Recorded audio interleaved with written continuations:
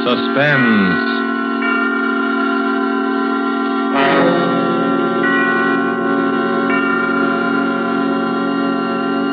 This is the Man in Black, here again to introduce Columbia's program, Suspense. Tonight, in one of her rare radio appearances, we bring you a star who has occupied a unique place in the affections of moviegoers ever since the screen first became of age, Miss Lillian Gish. Appearing with Miss Gish are two distinguished players, Mr. Ray Collins of the Metro-Goldwyn-Mayer fold, whose current release is Thousands Cheer, and Mr. Bramwell Fletcher, who has ornamented many a stage and film success. There are only three players in Marry for Murder, which is tonight's tale of suspense. Only three characters in this story, whose beginning and end are shrouded in a dense down-east fog. A story of slow terror and swift death, planned by a brilliant murderer. And so with the performances of Lillian Gish as Letty Hawthorne, a frightened, neurotic creature who seemed destined to be a perfect victim, of Bramwell Fletcher as Mark Taylor, so handsome and attentive, and of Ray Collins as the lawyer, Philip Alden, who relates these events to us, we again hope to keep you in suspense.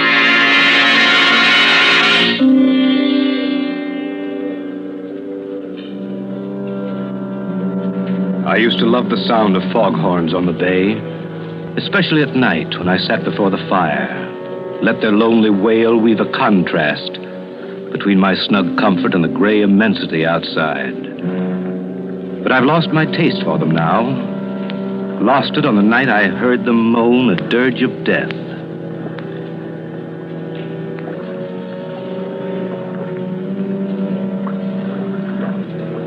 It's hard enough to lose a friend. But to lose one as I lost Letty Hawthorne is the kind of blow you never quite forget.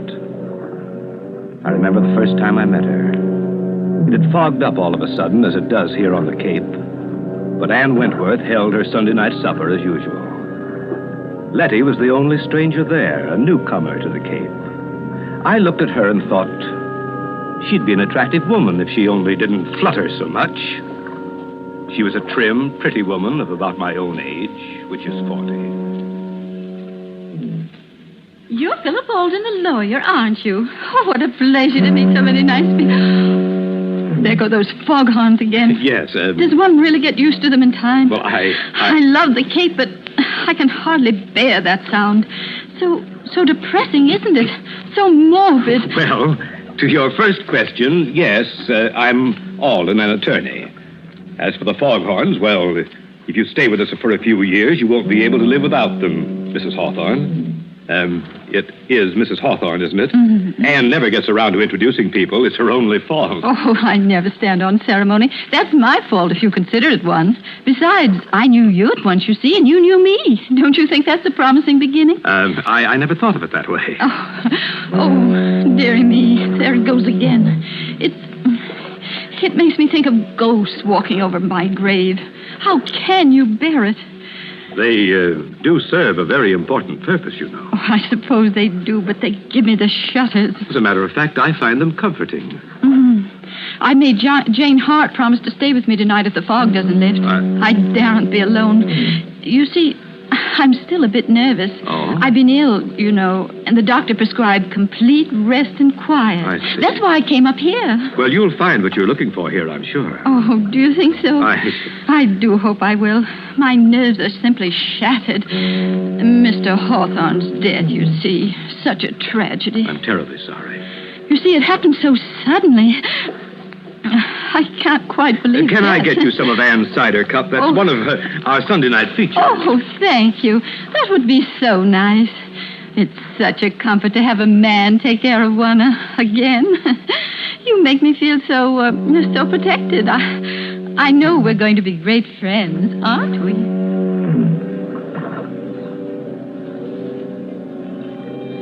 I can tell you I worried a bit for a while after that first party.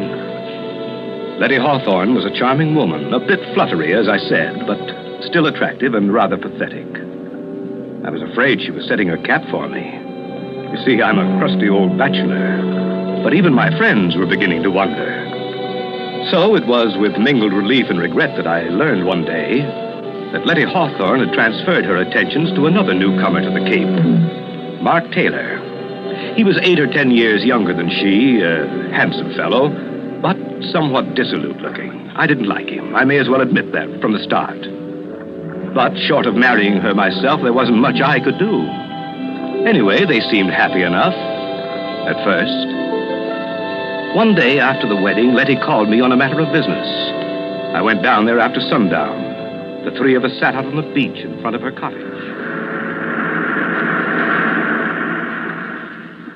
I'm so glad you were able to come, Philip. You see, Mark and I were counting on you. Always glad to oblige you, Letty. As a matter of fact, Alden, we want you to attend to a legal matter for us. Yes? Yes, Philip. Mark wants to make a will. I told him I don't like wills. There's something so unhealthy about them. But Mark simply insists upon it. Very sensible, I'm sure. Oh, you men. You're all alike. It needn't be a very elaborate affair, Alden. Just a simple document stating that I leave all my property to Letty. Well, if he does that, Philip, I want you to make out a will for me, too. Leaving everything I have to Mark. But Letty, there's No, need... I insist. Oh, well, Alden here is going to think I married you for your money. Money? Oh, why, I really don't know anything at all about my affairs. Really, I don't. Frank, Mr. Hawthorne always used to say, Letty, I really think you know less about business than a child. I left the management of his estate entirely to his secretary, you know. Well, just some simple document that makes my intention clear. You know the form, Alden. And, of course, if Letty insists... But I do. We'll have twin wills. It doesn't sound so frightening that way. The way Letty talks about wills, you can tell she has a secret vice, can't you? A secret vice? My wife's a murder mystery fan, Alden. I didn't find out until it was too late. Oh, Mark, you silly. When you say that, Taylor, smile. I'm a detective fan myself. It's a busman's holiday, of course, but I always read the latest whodunits. If my father hadn't insisted that I follow in his footsteps, I'd have been a detective instead of a lawyer. Really? How interesting. Tell us, Philip, do you ever get any cases like the ones we read about? Well, if you want my opinion, the chief difference between fact and fiction is that the author of a novel wants you to see the pattern and the author of a murder tries to hide it. Oh. Well, what do you mean by that? Well, take your case, for example. You and Letty are making out your wills. I heard her say that she wanted to leave her money to you. But how do I know the idea just sprang into her head of its own accord? How do I know that you didn't plant it there? Plant it? What do you mean? Why, what possible reason could I have? Well, as things stand now, there's no reason for me to ask if you planted the idea in her head. But if Letty were found dead... Dead? Oh, Philip, how dreadful. How can you even think such thoughts? Mark, darling, how terrible for you. Philip, you're to apologize this minute. No, Letty. Philip was just trying to explain. Well, I won't have him talking about such horrible things. Of course, I didn't mean you to. I was just using you as an example. Well, I didn't mean to be rude, Philip, but, well, you know my nerves, and it's getting dark. And... oh, the bay is beautiful at night, of course, but I've always been afraid of the water. That's why I've had such a time persuading her to come out for a sail. The Artemis has been tied up all summer waiting. It's just silly, I know, and I will go with you, Mark, but let's do wait for a calm day. You know, Letty's idea of a sail is to sit becalmed half a mile offshore. My wife has perfect confidence in me, you see. Oh, Mark, it isn't that. You're making fun of me, aren't you? Of course, I trust you completely, but... well, I'm not very athletic. You're missing one of the treats of the Cape if you don't sail. But I shall. Of course I shall, and soon.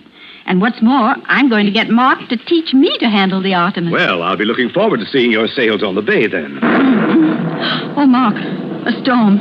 I better be getting home before it breaks. Are you sure you'll be all right? Oh, I'm simply terrified of thunder. Wouldn't you rather stop with us? Oh, I can make it to town. Stop by tomorrow, won't you, Alden? Or as soon as you have those papers. Right. Now, you won't be nervous after our talk of wills and murders. But of course you won't. I'm such a coward myself that I can never understand how other people can be so brave. You know, Philip, Letty's helplessness is one of her chief charms. Sometimes I suspect she exaggerates it just to make me feel important. Oh, Mark, you mustn't. Giving all my secrets away. Well, don't worry about me or the wills, Letty. Someday you'll frighten yourself to death.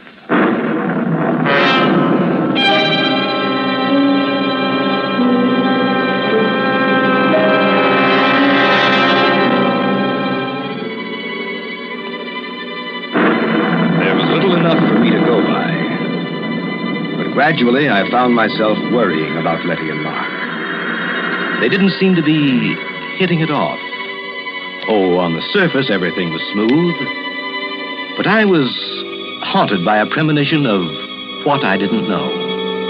It was only a nameless dread of something, some undercurrent of feeling.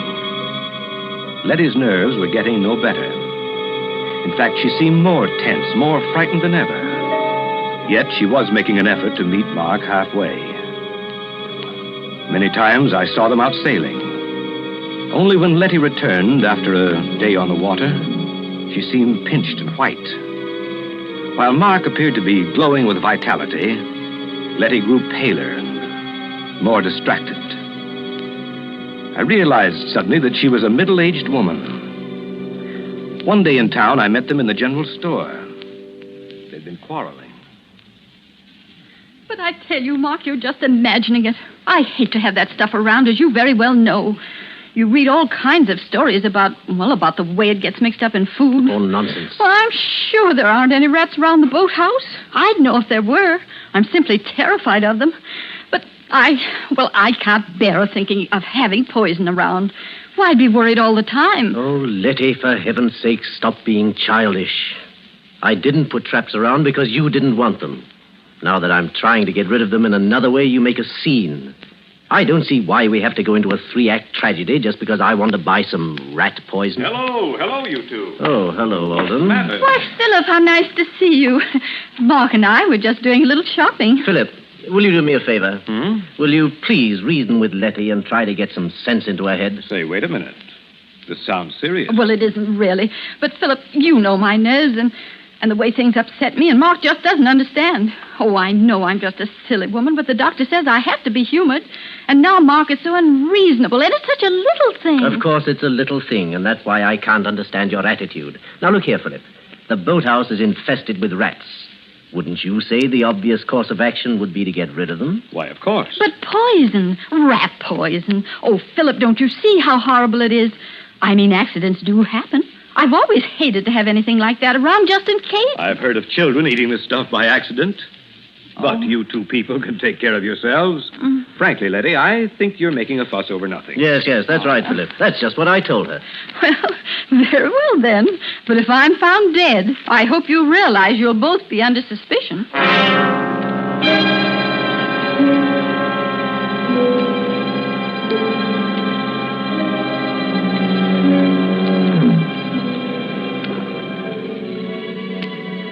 Seemed a foolish quarrel at the time. Yet when I left them, I kept hearing Letty's voice. Very well, then. But if I'm found dead. Very well, then. But if I'm found dead. Very well, then. But if I'm found dead. Suddenly, a monstrous idea occurred to me. I wondered if Letty had been trying to warn me. And then the horrible suspicion broke. All the trifling things began to add up. Letty's nervousness, her fear of sailing with Mark, her terror of having the poison in the house. But why? Why should she be afraid of Mark? What motive had he? And then I knew. I had helped to give him the motive when I drew up Letty's will. Yet my whole case was founded on thin air. Figment of a nervous imagination. I had to be sure. I had to keep an eye on them. I found myself making excuses. Excuses to drop by at their cottage. Who is it, Letty? Who's there? It's Philip. Oh, Philip. Well. Hello. You're almost getting to be a member of the family. Well, I just thought I'd ask you to help me eat the first bluefish of the season. There's too much here for an old bachelor like me. Why, Philip Alden, if you aren't the most thoughtful person. How perfectly sweet of you. Of course you'll stay to dinner. We'll have a real feast. Yes. You might as well stay as long as you're here. Oh, thank you. If you're sure I won't be intruding. Intruding? Why, of course not. And you can help me get the dinner ready. Well, I'd be glad to, but won't I be in Anna's way? Anna's gone. Gone? Why, I thought you were well satisfied with her. And so we were, Philip. But Anna didn't seem to be satisfied with us. In fact, they've all gone. All? Yes. Anna and Elsie and Otto, the handyman. They just walked out and left us. Well, for heaven's sake. Since the ship and engine place opened on the heights, nobody can keep a servant. Can't blame 'em myself. I wonder. I don't believe Anna'd take a job at the ship and engine. Anyhow, it does seem strange they all went at once, doesn't it? Letty, I do wish you'd stop dramatizing everything. Ship and engine just opened. The call went out for help. I don't see any mystery in the servants answering. In fact, it's their patriotic duty. And it's our patriotic duty to get along without them.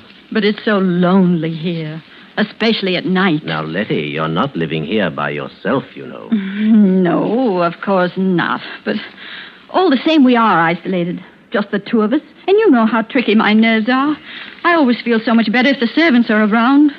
After all, if anything were to happen, and anything might happen... Letty, this isn't getting us any closer to our dinner. Oh, of course. Now, you boys wear these aprons. Oh. Philip, since it's your fish, you may have the honor of cooking it. All right, you asked for it. It'll be your funeral. Now, Philip, Mark, you hold the berries for the dessert. I'll do the vegetables and set the table.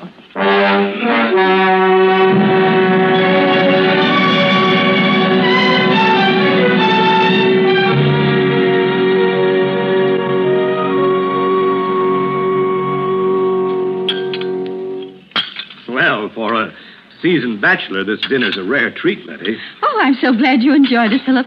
Though I don't deserve the credit. That bluefish was simply delicious. How did you manage to catch it all by yourself?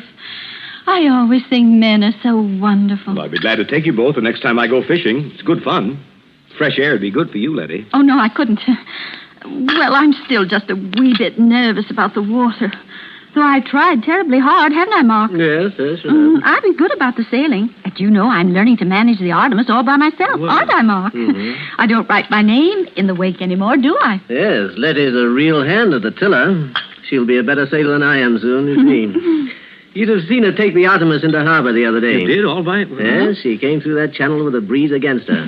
I wanted to take it over, afraid she'd run into the mud flats. But no, she coaxed it all the way, and we came in under sail. Yes, and I wanted to do it all by myself, even though I was terrified. Well, good for you. Why, that's really a splendid accomplishment.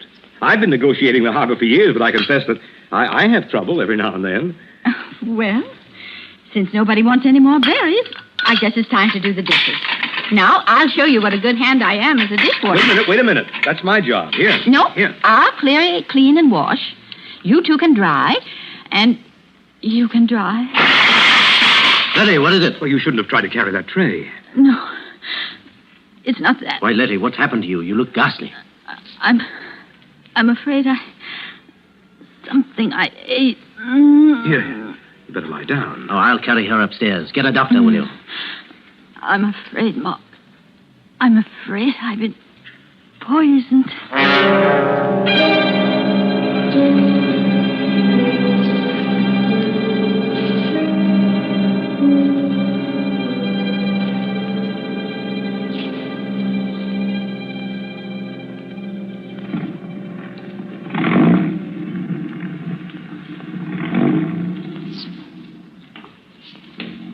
But great heavens, Philip, I just can't believe it.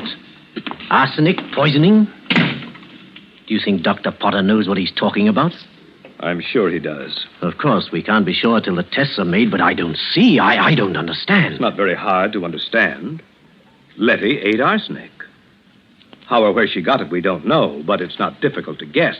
But we all ate the same meal, you and I and she. Why? Good Lord, Philip. Do you think we're poisoned, too? I feel perfectly all right. You appear to be comfortable. I think we'd feel it by now. But then how on earth Let's be did she... perfectly logical about it. We all ate the bluefish. Yes. I prepared it. We all had potatoes and string beans. Letty cooked those. Yes. Then we all ate strawberries. You prepared them.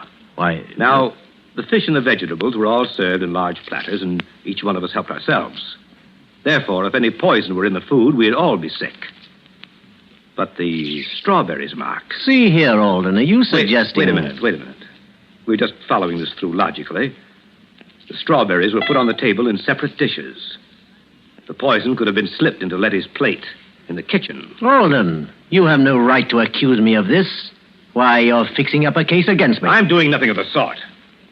In any event, I think you might worry less about your own skin and more about Letty. Thanks. I think I can take care of my own wife. Nevertheless, I suggest you get someone to help you. I'm perfectly well able to nurse her myself. If I were you, I'd have someone else as well. I'll send Mrs. Halstead over from town. She's an experienced, practical nurse. What I've always appreciated about you, Philip, is the way you mind your own business. I'll be going now. Mrs. Halstead will be along as soon as I can get her.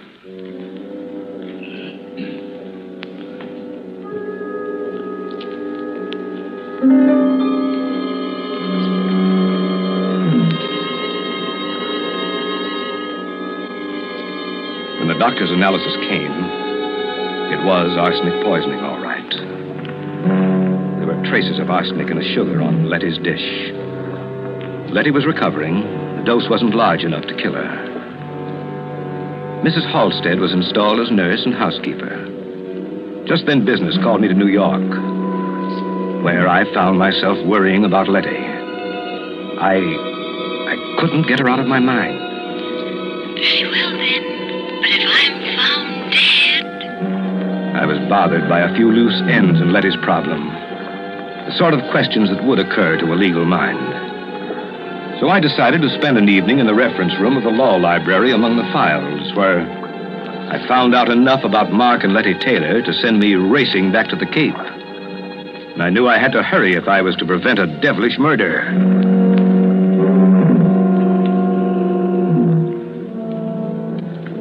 It was one of those dull gray afternoons when I arrived at the station. Fog was so thick over the bay that it seemed to cloud the whole town. Cold fear gripped me. Letty and Mark, I learned, had left at dawn for a weekend sail. I could picture them. Murderer and victim. Shrouded in the gray veils of the fog. Drifting. Waiting. While the foghorns cawed a hoarse warning of murder. So, I was too late.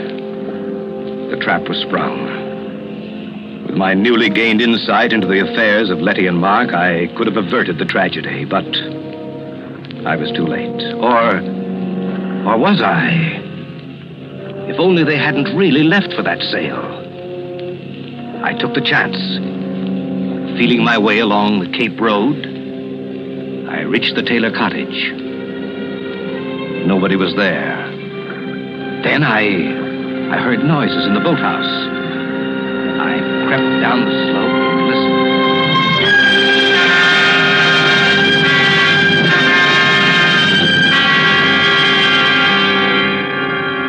Oh, Mark, you fool. Philip Alden will be sure you planned to murder me for my money. I saw the suspicion dawn in his mind that day we made out our twin wills. I saw it grow when our scene in the general store and you brought the rat poison. And that night when I was taken ill, he was sure. Do you hear me? Sure.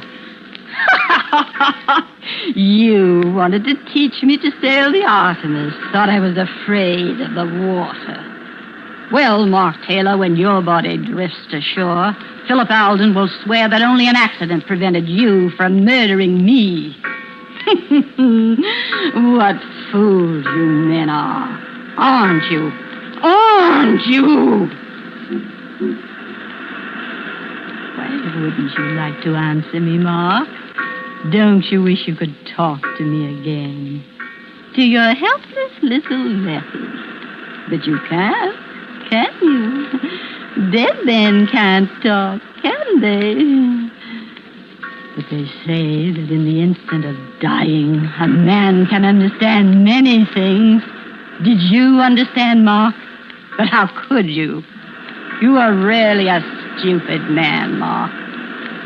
Didn't you ever wonder about my former husband and his tragic death?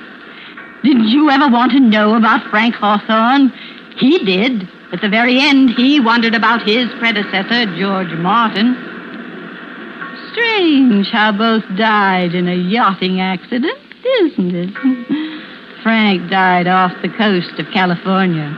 And George was drowned in the Gulf of Mexico. And now you, Mark. Your body will be found someplace along the Cape here, I suppose. Oh, what bad luck I've had with my husbands. But how thoughtful all of you were to leave me your property. Too bad I'm such an extravagant widow, isn't it? For I do run through money. I wasn't lying about that.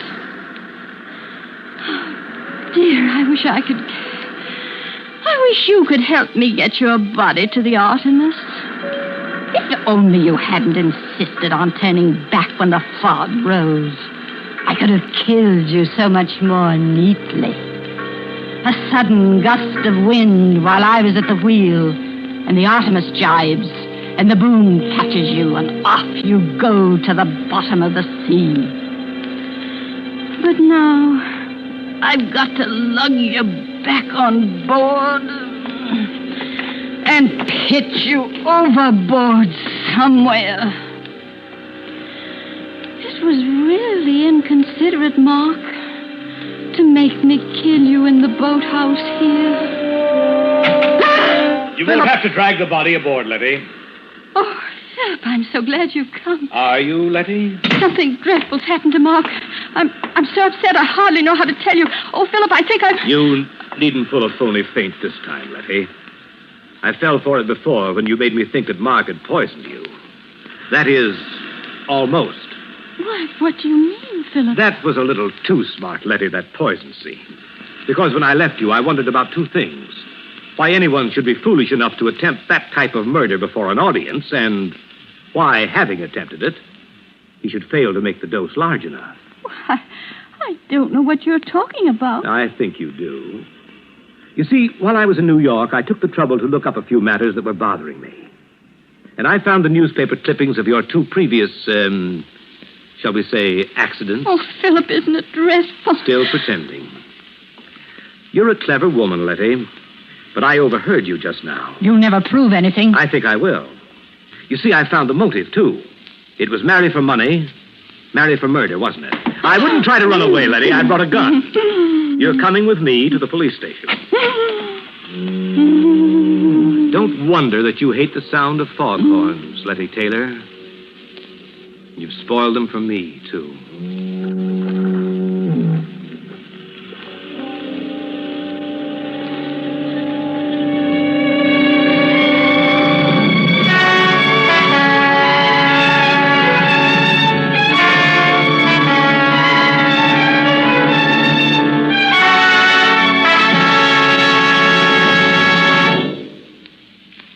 And so closes Marry for Murder, starring Lillian Gish with Ray Collins and Bramwell Fletcher. Tonight's tale of Suspense.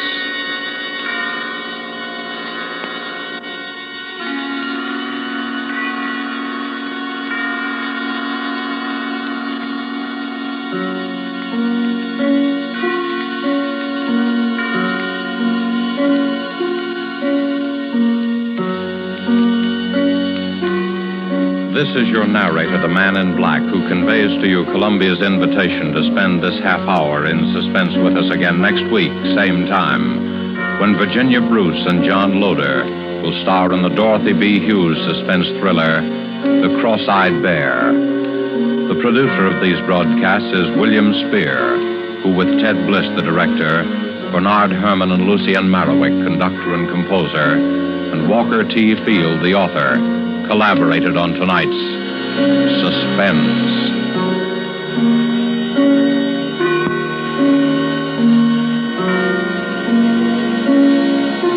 This is CBS, the Columbia Broadcasting System.